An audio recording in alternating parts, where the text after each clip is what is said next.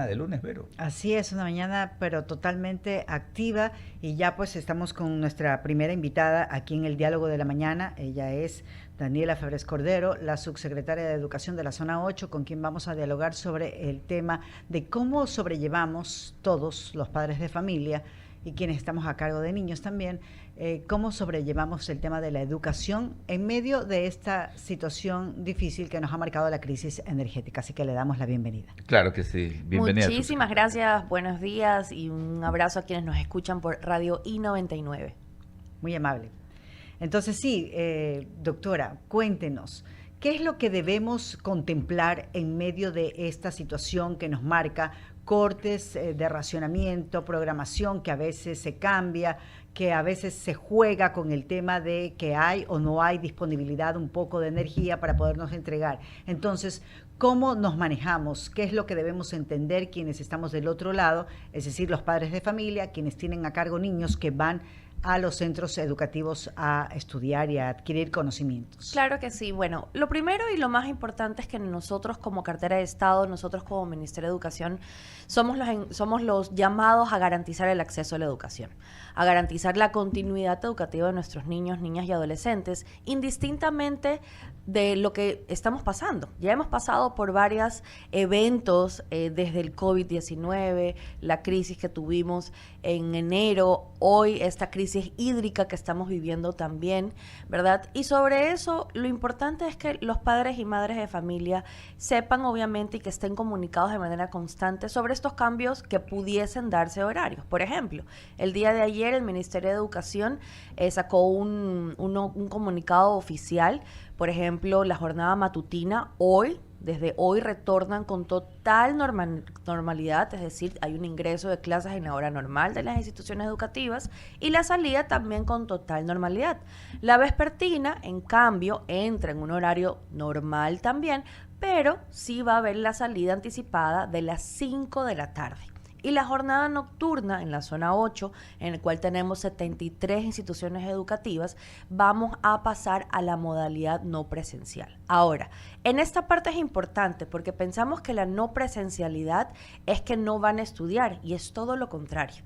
Nosotros como Ministerio de Educación tenemos una herramienta que se llama el Plan de Continuidad Educativa.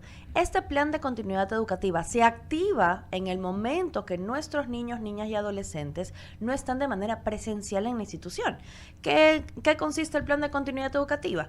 Por ejemplo, se utilizan fichas pedagógicas con nuestros estudiantes, los profes les mandan proyectos para que ellos puedan desarrollarlo, los profes los van acompañando a través de WhatsApp, a través de algún taller, a través de llamadas, a través de ya herramientas virtuales. Lo importante, una vez más, es que los padres sientan esa tranquilidad de que los chicos están dentro del sistema educativo, están estudiando y que cualquier cambio, porque esto evidentemente pues se va analizando semana a semana, minuto a minuto, y si llegas a ver algún cambio, evidentemente lo vamos a comunicar de manera oportuna. Al establecer estos cambios, estas modificaciones, subsecretaria, ¿no?, en los establecimientos educativos, estaban dejando una salvedad para algunos establecimientos.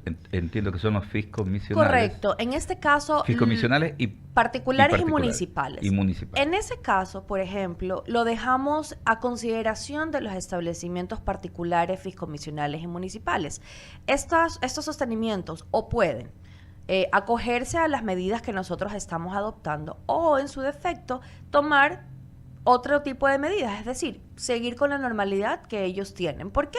Porque tal vez hay colegios que pueden tener tal vez un generador, pueden tener una planta y realmente no se van a ver afectados por estos cortes de luz. Entonces, por eso le dejamos a discreción, pero lo importante siempre es que si los sostenimientos que acabo de mencionar, particulares, fiscomisionales o municipales, no cuentan evidentemente pues con esta garantía de no tener ningún impedimento de la luz eléctrica, pues tienen que garantizar también y tienen que activar también un plan de continuidad educativa. Claro, lo importante es que se mantengan en el rango de cumplir los días que tienen que cumplir Así del es. periodo Y lectivo que escolar. nuestros estudiantes estén estudiando indistintamente que o estén en casa por las decisiones que podamos tomar o que estén en la institución educativa.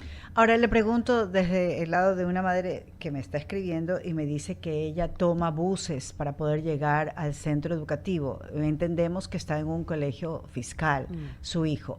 Y a veces dice que se demoran. Por ejemplo, ayer lunes fue totalmente un caos. Y hay que decirlo, fue un caos. Conversé con personas que venían del sur, que venían del otro lado del centro, un caos. Sí. Se demoraron más de una hora en llegar, a pesar de que salieron con tiempo para llegar a la hora exacta.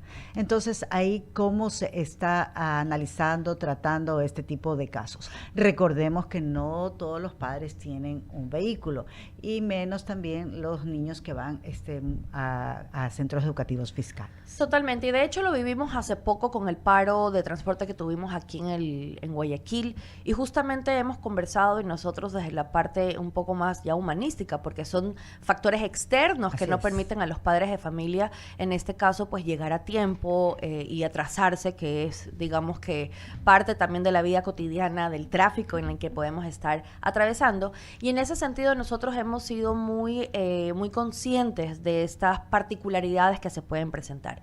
Y en ese sentido hemos conversado con nuestros rectores, con nuestros profes, para que realmente exista una flexibilidad en los casos que amerite, ¿no? Y eso es importante también esclarecer. No es llegar tarde por llegar tarde, sino realmente cuando hay una razón justificada del por qué hubo este atraso, y evidentemente pues nosotros estamos aquí es para guiarlos, para acompañarlos en todas estas adversidades que pueden presentarse. Más temprano, subsecretaria, mencionábamos el hecho de que ayer acá en Guayaquil hubo la reunión del COE cantonal, ¿no? Mesas de trabajo desde Segura EP, la empresa pública de seguridad, con todas las instancias, los organismos de respuestas inmediatas de la ciudad, ¿no? Hablando estrictamente de Guayaquil, representantes de distintos organismos del nivel de gobierno central también participaron en esa cita. Me imagino que los mecanismos que de alguna manera están establecidos entre las autoridades del Ministerio del Interior, con la Policía Nacional, con el soporte que brinda el gobierno local de Guayaquil, en lo que tiene que ver con seguridad y con regulación del tránsito alrededor de los centros educativos, se mantiene con normalidad. Se mantiene con normalidad, no solo pues con el gobierno local, sino también a nivel general. Recordemos que nosotros como Ministerio de Educación tenemos un programa que es denominado Comunidades Educativas Seguras y Protectoras, que está en articulación no solo con el Ministerio de Interior, sino también con la Policía Nacional, con la CTE, en los casos que evidentemente tengan la competencia, y con otras carteras de Estado. Entonces, es importante también eso, que sepan que hay una articulación para que en los alrededores y dentro de las instituciones, como también fuera, exista también el orden, sobre todo, ¿no? Lo importante para nosotros es que nuestros niños, niñas y adolescentes puedan llegar sin ningún problema y que puedan desarrollar sus actividades lúdicas y pedagógicas, pues, sin ningún tipo de problemática. Es decir, señora subsecretaria, que continúa habiendo estos corredores en los que tiene la presencia de la policía, recuerden, las escuelas seguras, la presencia de la policía en conjunto también con el elemento municipal. Todavía me supongo que eso existe y eso es lo que garantiza tanto el ingreso como la salida de muchos de estos centros educativos para el tema de mantener la seguridad en los exteriores del centro. Correcto. Nosotros aquí en la zona 8 tenemos 110 instituciones educativas priorizadas. Esta priorización no es una elección al azar, es una elección con un soporte técnico y con un análisis técnico por parte del Ministerio de Interior y por la Policía Nacional, ¿verdad? Y en ese sentido, efectivamente, tenemos en ciertas instituciones educativas presencia de la policía fuera de las instituciones, en el ingreso y salida. En otras instituciones tenemos recorridos, es decir, motorizados que están rondando las escuelas, pero al mismo tiempo es un trabajo integral. Siempre hablamos de seguridad y siempre hablamos de que es la presencia de la policía o únicamente la presencia de la policía fuera de las instituciones. Y cuando hablamos de comunidades seguras y protectoras tenemos que hablar de una integralidad. Tenemos que hablar de prevención, tenemos que hablar de protección, tenemos que hablar de promoción. Y en ese sentido también nosotros como Ministerio de Educación trabajamos incansablemente con toda la comunidad educativa, con los padres de familia que son corresponsables también de lo que sucede en el entorno familiar y por ende también en la vida de sus hijos.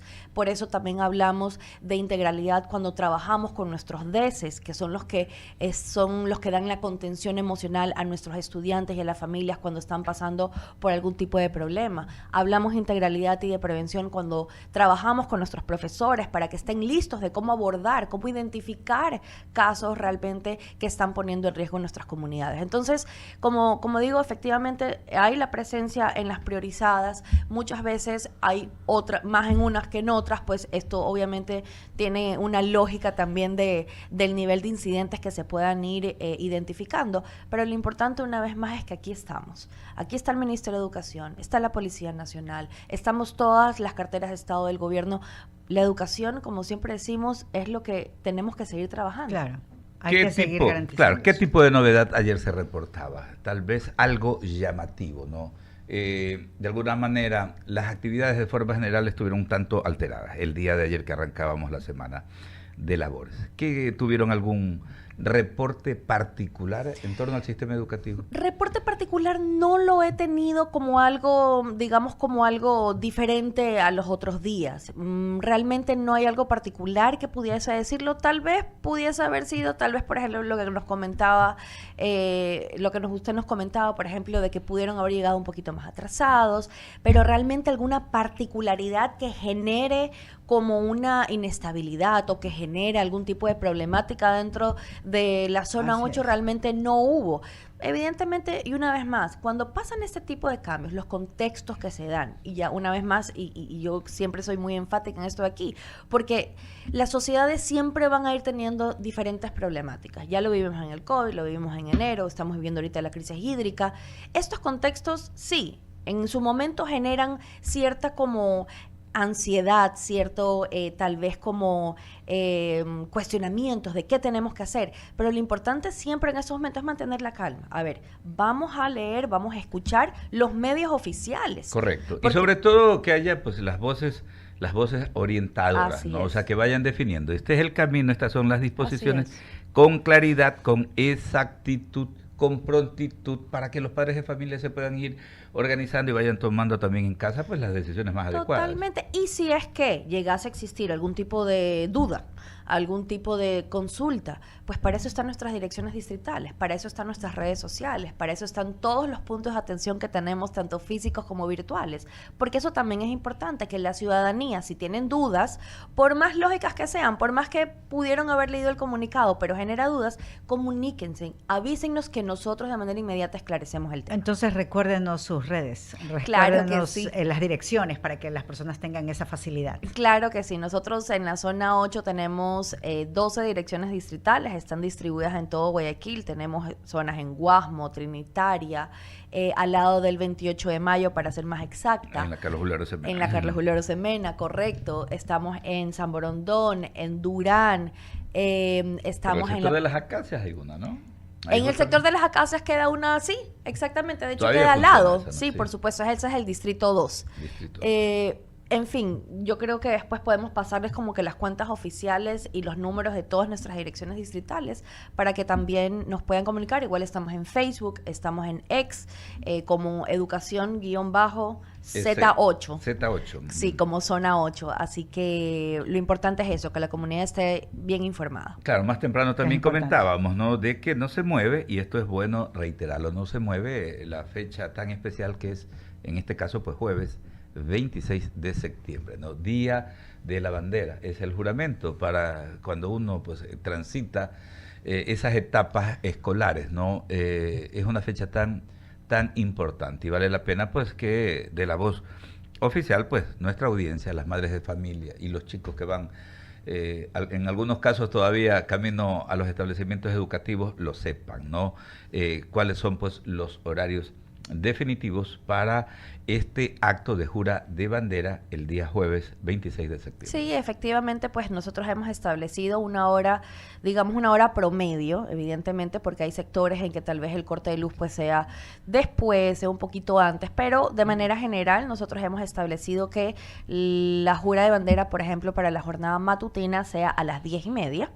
El horario de 10:30, ¿no? 10:30. Evidentemente puede haber modificaciones en el sentido de, por ejemplo, yo estoy en un establecimiento educativo en donde el corte de luz es a las 11. Entonces, ok, no hay ningún problema si lo hacen a las 11:30. Es decir, esto es un horario referencial en el cual pues se pueda organizar el evento. En la jornada vespertina es a las 3 de la tarde. Son los estudiantes de tercero de bachillerato, ¿no? Correcto, son los estudiantes de tercero de bachillerato que son los que juran la bandera, que ya son los próximos bachilleres. Así es. Y bueno, por evidentemente, pues el factor de luz eléctrica, la jornada nocturna, pues por el momento... Perdón, iba a decirnos lo de la vespertina. La vespertina a las 3 de la tarde. 3 de la tarde. Horario tentativo, asimismo, siempre viendo el contexto y contextualizando la realidad de cada una de las instituciones. Que esa flexibilidad, minutos más, minutos menos. Por supuesto. De ajustes, ¿no? De ajuste, correcto. Y por último, la jornada nocturna por el momento queda postergado hasta que evidentemente pues las condiciones lo permitan. Claro, lo habíamos mencionado también, ¿no? Porque, o sea, no es dable un juramento de bandera más allá de que sí hubo una experiencia ya en la etapa de la COVID, ¿no? De la pandemia. Pero en todo caso, pues no es dable, ¿no? Una jura de bandera virtual, ¿no? Entonces lo que se está haciendo es postergando la fecha y previamente se dará a conocer para los chicos de las unidades educativas nocturnas. Nocturnas, así es, correcto. Bueno, y en medio de estos reacomodos, muchas madres dicen, bueno, ¿y el tema del agua está realmente sostenida dentro de los centros educativos? ¿Sí o no? ¿Cómo se van a manejar con eso? Porque tiene que ver mucho con el tema de la higiene, particularmente en los más pequeños, ¿no? Claro, bueno, por el momento también recordemos que en los cortes de luz ahorita, por el momento, pues hay cortes de luz donde tal vez no puedan afectar de manera permanente a nuestras instituciones educativas. La mayoría de ellas igual cuentan con una cisterna, están conectadas obviamente al sistema de alcantarillado. Entonces, en los casos, si es que se llegara a dar, nosotros siempre estamos en constante comunicación con nuestros directores distritales, un gran equipo de trabajo, ¿verdad? Que siempre están pendientes, están recorriendo los colegios, están viendo si es que hay alguna problemática. ¿Para qué? Si se identifica, nosotros aplicamos de manera automática las soluciones, las estrategias para que efectivamente pues no se vean afectados nuestros niños, niñas, adolescentes. Pero esto es un trabajo constante, esto no es un trabajo de solo un día decir, bueno, a ver, esto va a pasar, entonces vamos a hacer... No, es una toma de decisiones constante, minuto a minuto, porque lo que hoy me pasa en una institución educativa, en la otra tal vez no es lo mismo. Entonces las decisiones se tienen que tomar de manera contextualizadas y muchas veces de manera unitarias, porque cada institución educativa tiene una realidad distinta. Por más que estemos en el mismo cantón, en el mismo círculo, siempre las problemáticas suelen ser distintas y para eso pues tenemos un gran equipo de trabajo que está ahí, que está en constante comunicación con los rectores, con la comunidad, con los comités de padres de familia, para ir solucionando pues las adversidades que se van presentando. Estamos dialogando con Daniela Férez Cordero, subsecretaria de Educación de la Zona 8. Entonces, como vemos que tienen muy buena planificación, qué bueno, porque así vemos que la red pública de educación está totalmente activa y lista. ¿Cuál podría ser el peor escenario que podría definitivamente quizás... reprogramar el tema de las clases, así como ya lo hicimos la semana pasada? ¿Cuál podría ser el peor escenario? O sea, realmente... Si lo han considerado. Esto es una apreciación personal, porque realmente siempre estamos analizando justamente cuál es el peor de los escenarios. Si el peor de los escenarios es que los cortes de luz, digamos que sean más amplios, y digamos que ese es el peor de los escenarios, una vez más, no afectarían la jornada matutina y la jornada vespertina. Porque claro, hay luz natural, no se necesita electricidad para poder enseñar, ¿verdad? Hay muchísimas herramientas y muchísimas estrategias lúdicas y metodologías activas para continuar. Y una vez más, el que sí se vería afectado, como lo vemos ahorita, pues es la jornada nocturna por un criterio técnico. Pero si me pongo en el peor de los escenarios, que ese sería el peor de los escenarios, realmente considero que por el momento no hay. Una problemática tan amplia como para tomar decisiones más cruciales. En todo caso, caso, el Sí, sistema varias educativo cositas. está listo. Claro, varias cositas ahí, ¿no? Enseguida, por ahí algunos vagonetas nos ¿Qué preguntaban, dicen? ¿y que va a ser feriado el Ay, jueves? No, no, no no, es feriado, pues. es una fecha muy especial. Siempre hay que recordar que el 26 de septiembre de 1860, en el mandato del presidente José Gabriel García Moreno, es que se instauró la utilización, pues, ¿no?, de la bandera tal como está diseñada, ¿no? El tricolor, el amarillo, azul y rojo. Desde esa fecha, desde 1860. Alguien me escribía también, me decía que ayer en el COE cantonal habían pues tocado el tema, ¿no?, de asegurar no solamente para las unidades hospitalarias, sino también para los centros educativos, asegurar la provisión del agua potable, ¿no? Correcto. Era uno de los detalles que habían justamente tratado el día de ayer en la sesión del COE cantonal. Yo creo que con esto le podemos dar seguridad, tranquilidad a los padres de familia, a la comunidad educativa. Y algo que nosotros siempre estamos impulsando a lo largo del año, no solamente cuando van a empezar el periodo lectivo, cada año escolar, ¿no?, sino que permanentemente estamos motivando a que los padres de familias sean, al igual que profesores y directivos de escuelitas y colegios, trabajen conjuntamente, ¿no?, con nuestras autoridades, con las autoridades, en este caso del gobierno local, del municipio, de la alcaldía de Guayaquil, como del gobierno nacional, con la policía, con los agentes de la ATEM. Hay que hacer una activación, una articulación. Dejarle toda la responsabilidad a un director o directora de una escuelita, a un rector o rectora de un colegio, o a las autoridades que están, ¿no? Como en el caso de la subsecretaria, dejarle solo la responsabilidad no está bien, porque esto es súper que dinámico, ¿no? Y hay que estar haciendo ese trabajo preventivo, chequeando. Es increíble, pero a ver, los padres tienen que turnarse, tienen un tiempito, vayan, ¿no?, rotando, cada semana se van turnando y de esta manera están supervisando que no haya amenazas, pues, en el entorno educativo. Y eso es bueno. Yo creo que eso da muchos resultados cuando se trabaja de esta forma. Subsecretaria, gracias por acompañarnos. Gracias a ustedes también. Es Muy Daniela amable. Febres Cordero, la subsecretaria de Educación acá en el Distrito 8, ¿no? Distrito 8 del Ministerio de Educación Pública. Son las